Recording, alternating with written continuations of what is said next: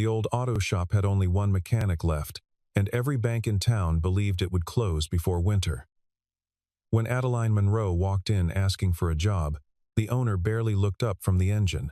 "I do not need another employee," he muttered. "I need a wife." The entire garage burst into awkward silence. She almost walked away, until she noticed the faded wedding ring still hanging from a wrench above his workbench. What looked like an outrageous joke was actually the first clue to a heartbreaking promise, and a secret that would change both of their lives forever. She had arrived in this town 2 months earlier, with little more than a car full of boxes and the address of a cousin who had offered her a couch for as long as she needed it. The town was smaller than any place she had ever lived. A single main street, lined with a hardware store, a diner, a church, and a handful of shops that had survived the slow decline of the surrounding ranches, and the mill that once anchored the local economy. She had not chosen it for any particular reason beyond the fact that no one here knew her name or the story attached to it. Rain had been falling on the small Montana town for 11 straight days, the kind of gray drizzle that soaked into wood and rusted through hope. Adeline Monroe parked her aging sedan outside Briggs Auto Repair, the only shop in 3 counties still known for honest work, and sat behind the wheel for a long moment before stepping out. The building looked tired. Paint peeled from the sign above the bay doors, and the gravel lot held more potholes than cars. Yet through the open garage she could see a man bent over an engine, with the kind of focus most people reserved for prayer. Coulter Briggs did not hear her enter at first. He worked with his sleeves rolled to the elbow, forearms streaked with grease, a wrench moving in short, practiced turns. The radio on the shelf behind him crackled out an old country station, half static, half melody, and above it hung a row of tools so worn their handles had gone smooth and dark from decades of use. When he finally straightened and saw her standing near the doorway, he wiped his hands on a rag and said nothing, waiting for her to speak first. The way a man does when he has learned that silence saves time. Adeline had driven past this shop twice already that week, circling the block once from nerves, and once because her ancient sedan had made a noise near the courthouse that she preferred not to think about. She had applied to 19 positions since arriving in town 2 months earlier, and 19 times the answer had been the same polite, hollow silence. She was not, strictly speaking, qualified to work in an auto shop. She knew this, but the shop had a hand-lettered sign taped inside the window that simply read "Help Wanted," and pride, by that point, had become a luxury she could no longer afford. She told him she was looking for work, her voice steadier than she felt, and he set his rag down on the fender of the car he had been working on, giving her his full attention for the first time. He asked if she could rebuild a transmission. She said no. He asked if she could diagnose a failing engine by sound alone.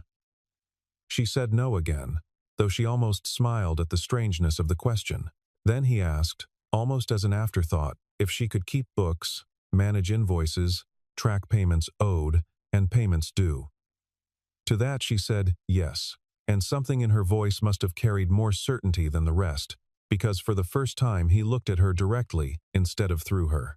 Even so, he shook his head. "I do not need an employee," he said. "Every dollar this shop makes goes right back into keeping the lights on." He turned back toward the engine, as if the conversation had already ended, and Adeline felt the familiar sting of another closed door. She turned to leave, gathering the last of her composure, when his voice stopped her at the threshold. "What I need," he said quietly, almost bitterly, "is a wife. Not an employee." The words landed strangely in the cold air of the garage, and for a moment neither of them moved. A younger mechanic near the back froze mid-motion, wrench suspended above a tire. Clearly unsure whether he had heard correctly, Adeline turned back slowly, expecting to find mockery in Coulter's expression, but there was none. His face held no smirk, no invitation. Only a kind of exhaustion so old it had settled into the lines around his eyes. She should have left. Later she would wonder why she did not. Instead, her gaze drifted past his shoulder to the wall behind the workbench, where a single wrench hung from a nail, and looped around its handle was a thin gold ring, dulled by years of dust and motor oil. It was such a small thing, easy to miss, yet it explained everything and nothing at once. The younger mechanic in the back had gone very still, glancing between his boss and the stranger with the particular caution of a man who had watched other conversations in this garage go badly before. Adeline studied Coulter's face for some sign that he intended the remark as a joke, some flicker at the corner of his mouth, but there was none. His eyes had already drifted back to the ring's direction, though he did not look at it directly, the way a person avoids looking straight into a light too bright to hold.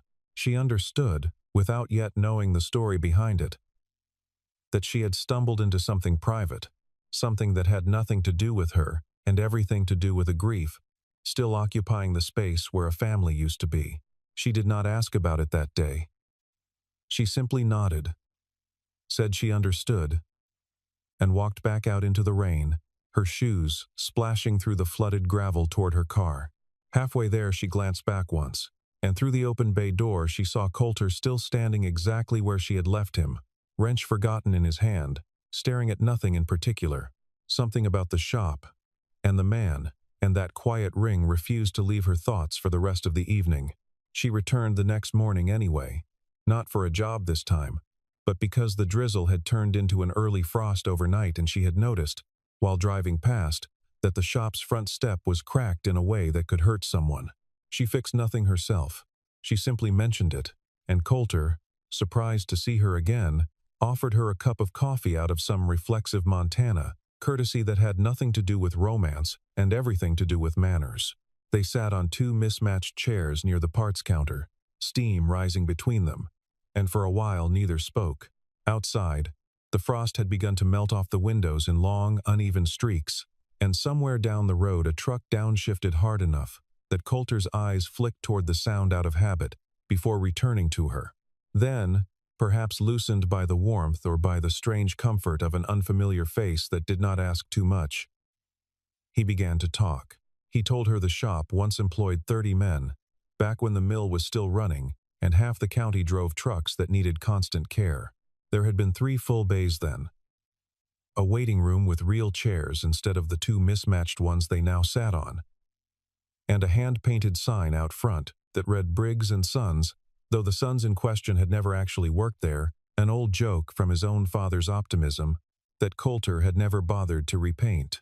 He told her about his wife, though he did not say her name at first, only that she used to bring lunch to the garage every day at noon, rain or shine, setting it on the same corner of the workbench where nothing else was ever allowed to sit. She had a habit, he said, of humming while she waited for him to wash up.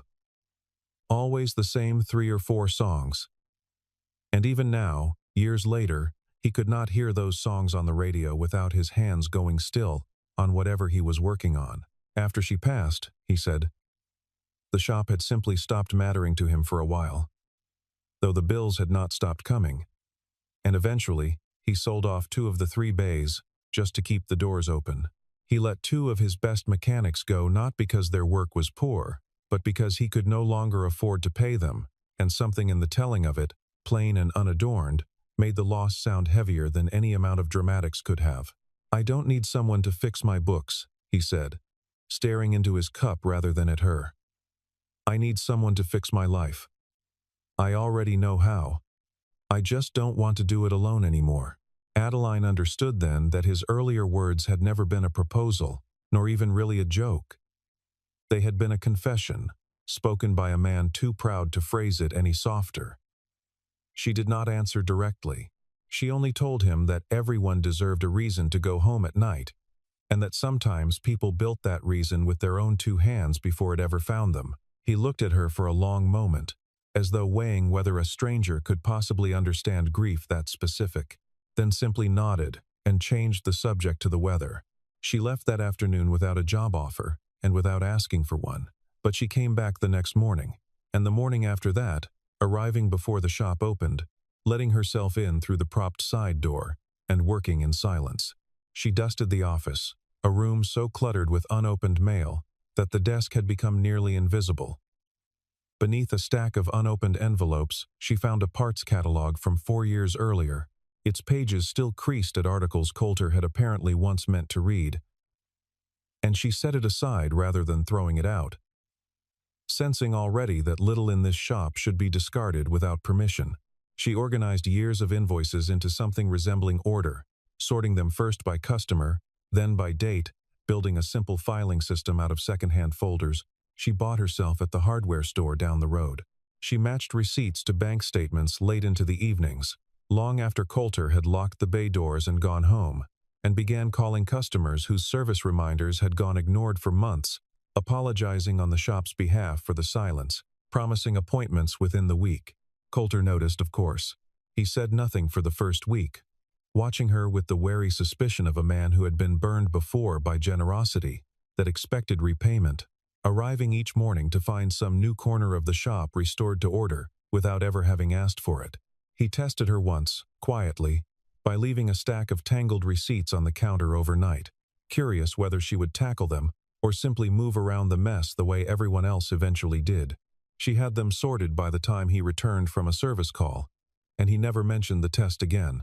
By the second week, the phone rang more often, its bell an unfamiliar sound in a shop that had grown used to silence. By the third, 2 regular customers who had drifted to a competitor across town returned, remarking that the shop finally felt like someone was minding it, that calls got returned now, that appointments no longer vanished into whatever chaos had swallowed them before.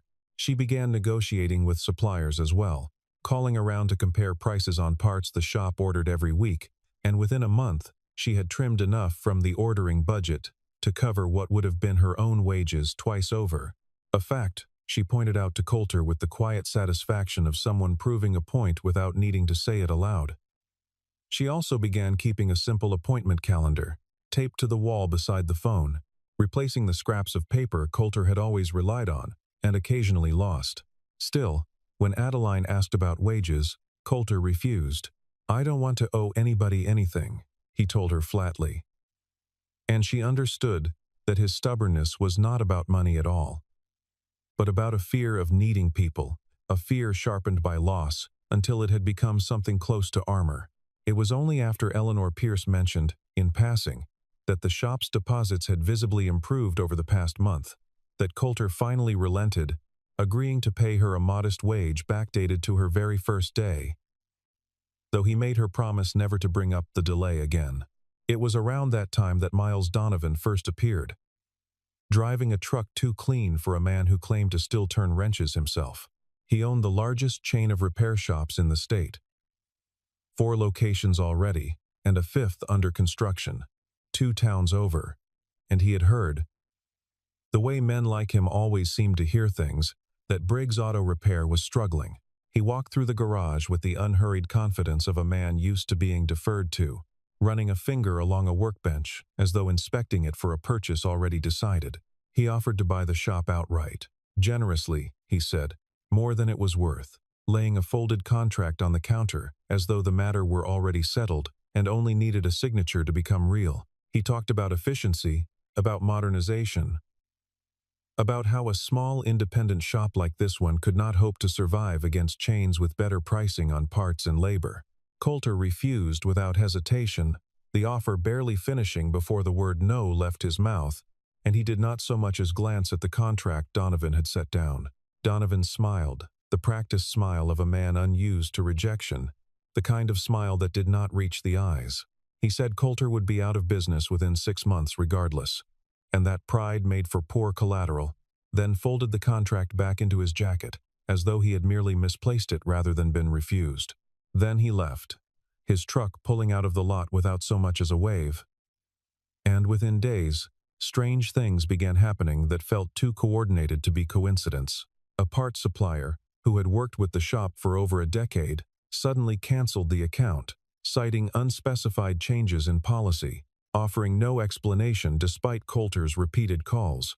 A shipment of brake components vanished somewhere between the warehouse and the shop, never explained, never replaced, leaving 3 scheduled repairs stalled for a week. 2 long-standing customers mentioned, almost apologetically, that a new shop across the county line had offered them service at half price, service that, as it turned out, came from Donovan's chain under a different name, a fact Adeline uncovered only after cross-referencing the new shop's business registration with public filings late one night. The timing troubled Adeline more than the individual incidents themselves. A canceled supplier account, a missing shipment, and a competitor's sudden discount could each be explained away separately, but arriving within the same 10 days felt less like misfortune and more like a plan carried out in careful sequence. She began keeping a small notebook of dates and events, a habit left over from her old career, one she had once used to track something far more dangerous than a rival mechanic's pride. Adeline suspected sabotage before Coulter allowed himself to consider it. She began tracking the pattern of cancellations, the timing of the missing shipment, the sudden interest of Donovan's people in the shop's supplier contracts. Coulter dismissed her concerns at first, insisting that bad luck simply came in clusters sometimes, the way storms did, a man more comfortable blaming weather than accepting that someone might be working deliberately against him. But when a letter arrived from the bank threatening foreclosure over a missed payment, neither of them remembered missing. Even he could no longer explain it away as coincidence. Adeline spent that entire night at the shop, going through boxes of records that had clearly not been touched in years.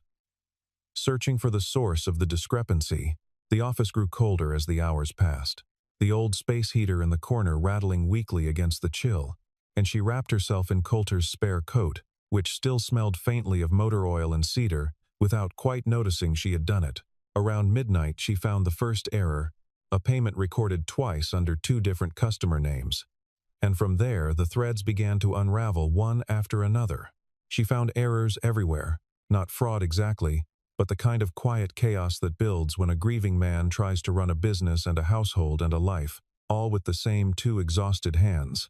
She found unpaid invoices from customers who had simply been forgotten, money owed to the shop that no one had ever collected, some going back nearly 2 years. She found a tax refund from 3 years earlier that had never been claimed, sitting untouched because the paperwork required to claim it had been buried beneath a stack of unrelated receipts. By 3 in the morning she had covered the office floor with color-coded stacks of paper, a system only she could read, muttering numbers under her breath as she cross-checked totals against bank statements spread across the desk. By sunrise, exhausted but clear-eyed, she had assembled enough documentation to buy the shop several months of breathing room, enough to answer the bank's letter with facts instead of apologies, and enough, though she did not yet realize it, to change the way Coulter looked at her entirely. When Coulter arrived that morning and saw the stacks of neatly organized paper, saw the numbers that suddenly made sense for the first time in years, he stood in the doorway of his own office for a long moment before he could speak. "Thank you," he said finally. The words rough, unpracticed, as though gratitude were a language he had not used in a long time. Adeline only nodded, too tired to say much of anything.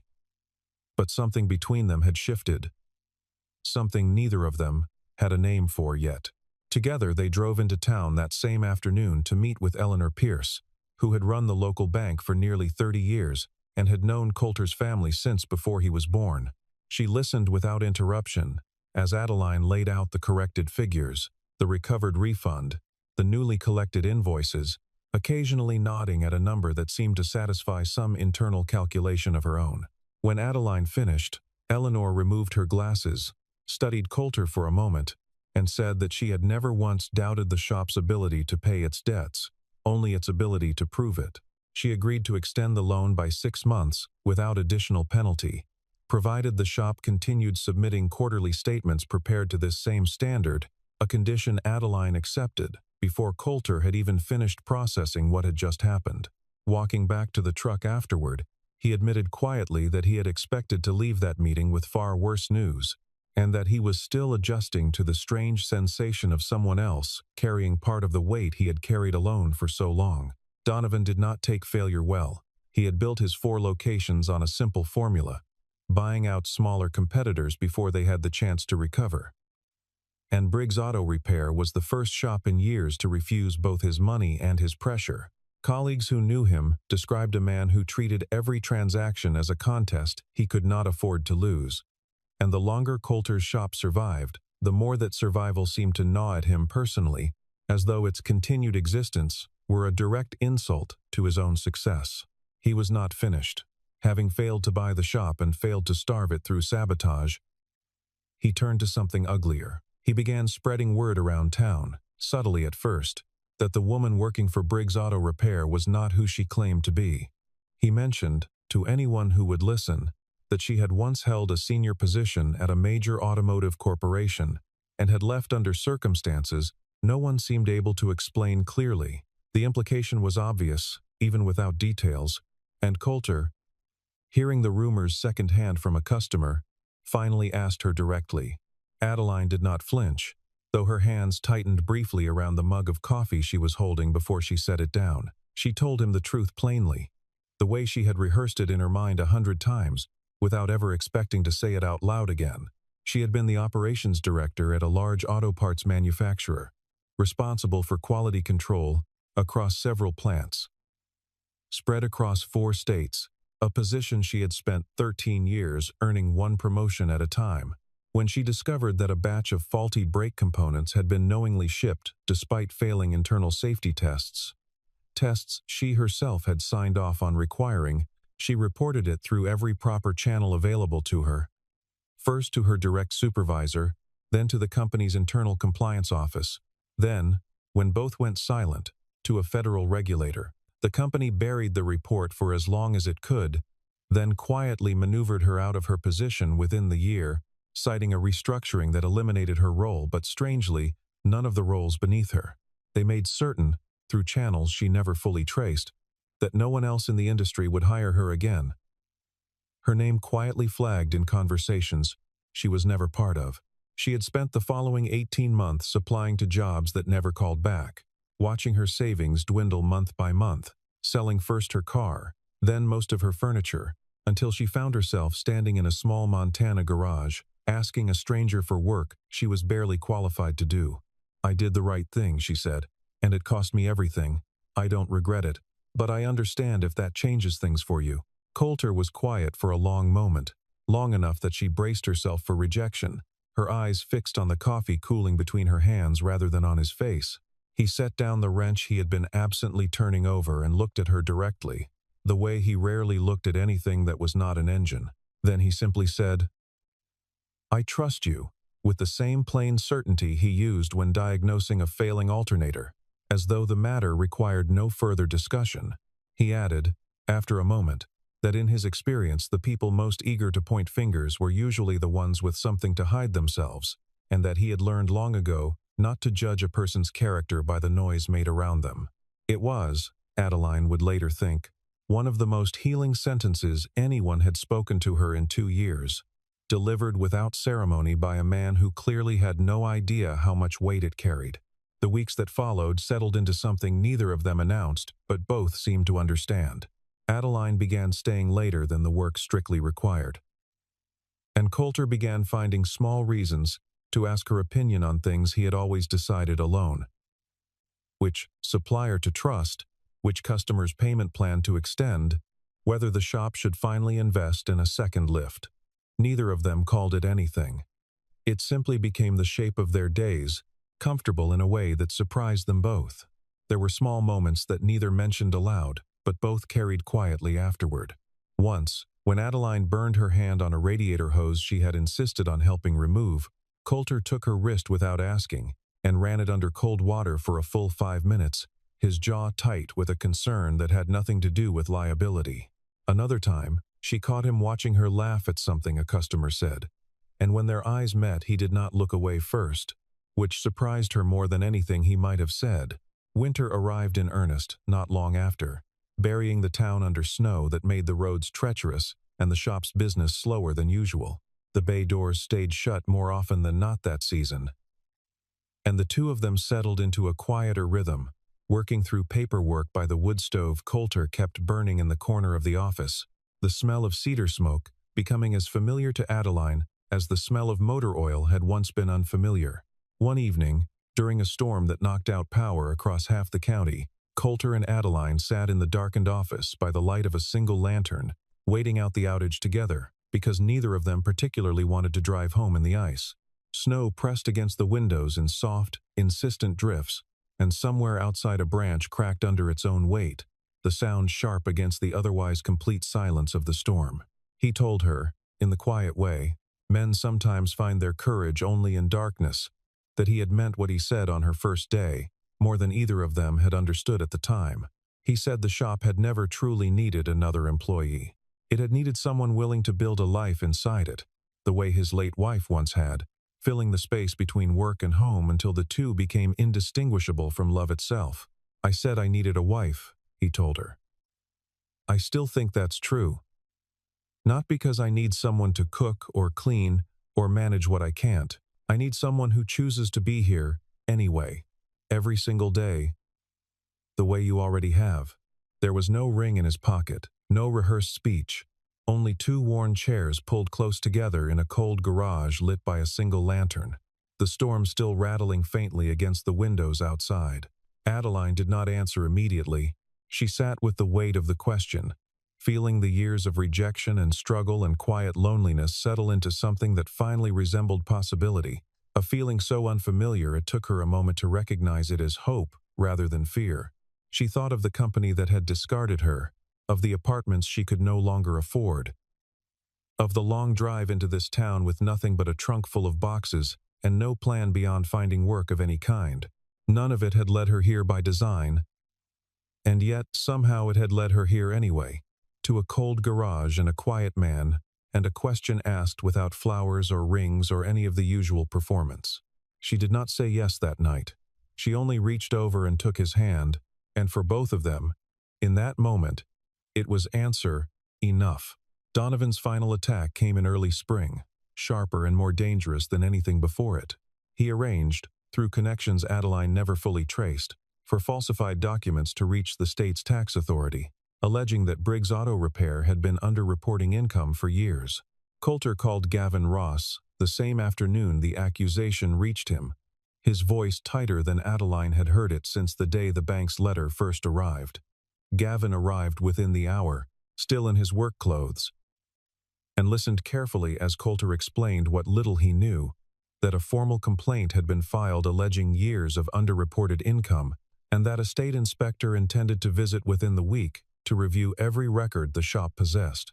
Gavin's advice was simple and direct. Cooperate fully, hide nothing, and let the numbers speak for themselves, since an honest business with clean records had far less to fear from scrutiny than a dishonest one hoping to avoid it.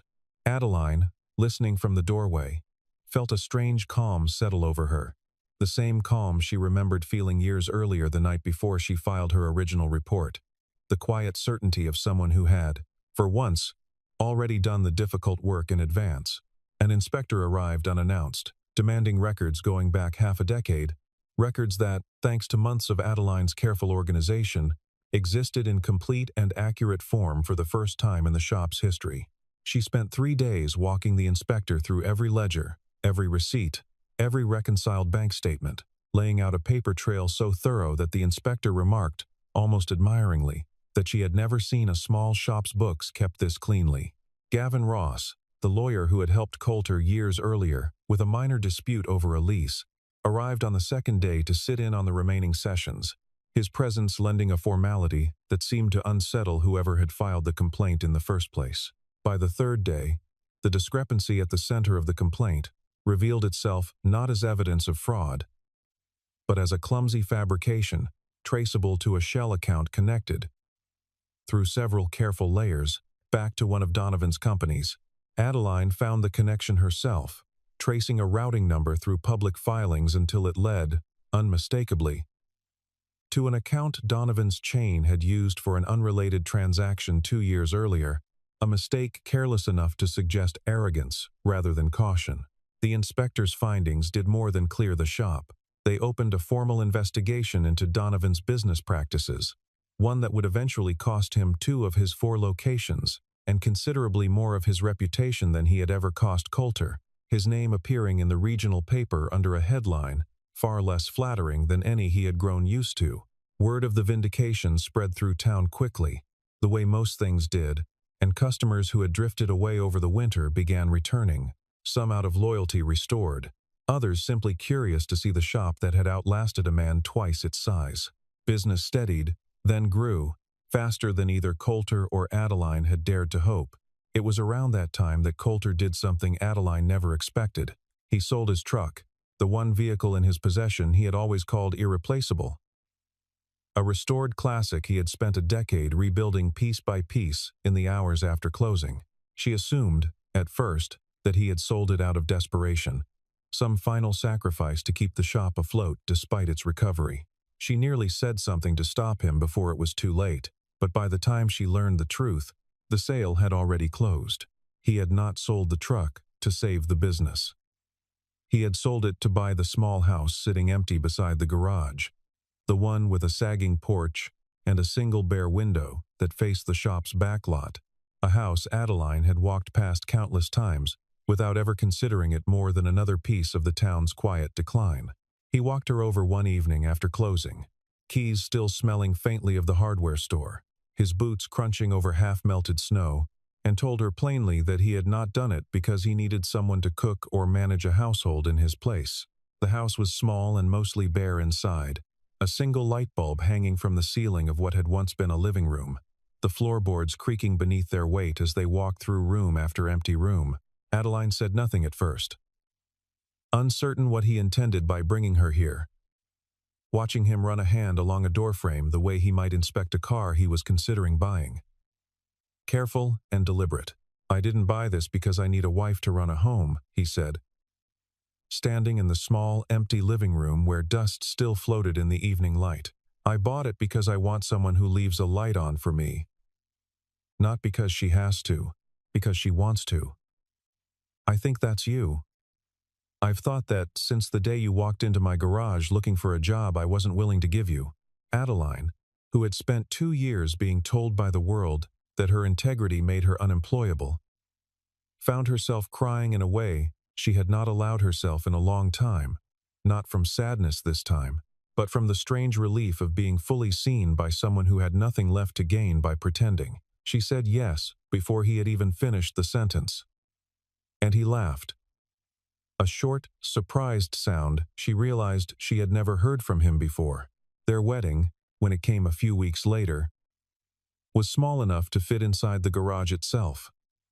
Chairs borrowed from the diner down the street, flowers picked from Eleanor Pierce's own garden, and arranged that morning in mason jars set along the parts counter. Gavin Ross stood witness alongside a handful of regular customers who had, over the past year, become something closer to family. Men who had once come in only for oil changes and now lingered afterwards simply to talk. The garage itself had been swept clean for the occasion, the concrete floor scrubbed until it shone. And someone had strung a line of small white lights across the ceiling beams, the same beams that had watched Coulter work alone through years of grief. Eleanor cried more than anyone expected her to, dabbing at her eyes with a handkerchief and muttering that she had known this shop through 3 generations of Briggs men and had never once seen it look so alive. There was no elaborate ceremony, no lavish reception, no string quartet or catered dinner, only 2 people who had each rebuilt themselves from very little, standing amid the smell of oil and steel and fresh-cut flowers, choosing now to build something together instead of apart. A year passed the way years do, in small towns, quietly, steadily, marked more by seasons than by dates. By the return of the mud in spring and the return of the frost in fall, Briggs Auto Repair became, by most local accounts, the most trusted shop in the region. Its reputation restored not through advertising or expansion, but through the simple, stubborn consistency of good work honestly done. One customer's trust passed quietly to the next. Adeline became co-owner in every way that mattered. Her name added formally to the business alongside Coulter's on a new sign that replaced the old faded one out front. Her steady hand visible in every ledger, every scheduled appointment, every returning customer who trusted the shop with more than just their cars. She hired back one of the mechanics Coulter had once been forced to let go, and slowly, one bay at a time, the shop began to look the way it had before grief had shrunk it down to what one man alone could manage. Coulter no longer worked alone in the evenings. The silence of the garage no longer heavy with grief, but filled instead with the ordinary sounds of 2 people building a shared life. Wrenches turning, radio humming low, the occasional laugh carrying out into the lot long after most other businesses on the street had closed their lights for the night. The small house beside the garage had slowly filled with furniture, curtains, and the particular clutter of 2 lives merging into one, though the porch still sagged in the same familiar way it always had. The old wrench still hung on its nail above the workbench, the faded gold ring still looped around its handle, exactly where it had always been, untouched by the year of change that had swept through nearly everything else around it. One afternoon, a new customer, a young man passing through town on his way north, sat waiting for an oil change and let his eyes wander over the workbench while Coulter worked. He noticed the ring and asked, with the easy curiosity of a stranger who had no idea what he was asking about, why Coulter had never taken it down, especially now that he had remarried. Coulter glanced at it for a long moment, the way a man looks at something that has stopped hurting, and started simply belonging to his history instead. "I'm not taking it down," he said finally. "It reminds me that love doesn't end just because someone leaves. It just teaches you how to open your heart again, a little wider than before." Adeline, standing nearby with a clipboard in hand, walked over and took his hand without a word, feeling the same rough, familiar calluses she had come to know as well as her own. Neither of them needed to say anything more about the ring, or the years before it, or the long road that had brought two broken strangers into the same small garage on opposite sides of hardship. Outside, the frost of the previous winter had finally given way completely, the gravel lot drying beneath a pale morning sun, and somewhere down the road a truck engine turned over on the first try, a small, ordinary sound that once might have gone unnoticed but now felt, to both of them, like a kind of quiet miracle. Together, they turned toward the open garage door, where the first mild morning of another spring waited outside, and their first customer of the day was already pulling into the lot, waving through the windshield at the two people who had, against every reasonable expectation, built something lasting out of very little at all.